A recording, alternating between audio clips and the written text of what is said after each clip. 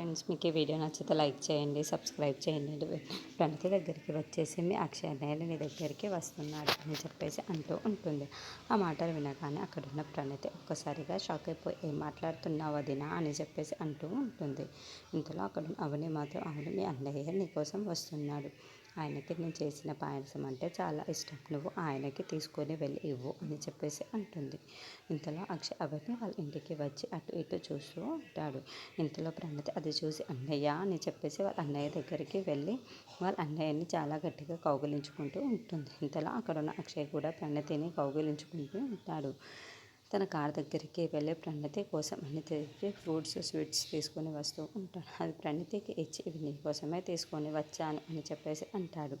ఆ మాటలు వినగానే అక్కడున్న ప్రణతి చాలా సంతోషిస్తూ ఉంటుంది.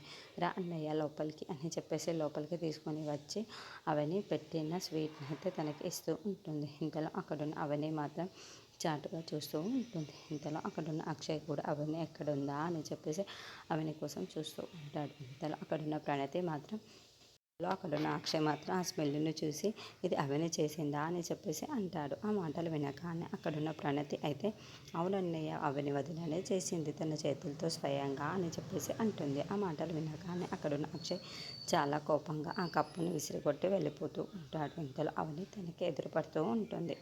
అది చూడగానే అక్కడున్న అక్షయ్ చాలా కోపంగా అవని వైపుకు చూస్తూ మా చెల్లెని మోసం చేశావు, తన మైండ్ని పొల్యూట్ చేశావు, ఇప్పుడు నీ వంటలతో నన్ను మోసం చేయాలి అనుకుంటున్నావా, నన్ను ఏం చేయాలి అనుకుంటున్నావు నువ్వు అని చెప్పేసి గట్టిగా అవనిని తిడతాడు.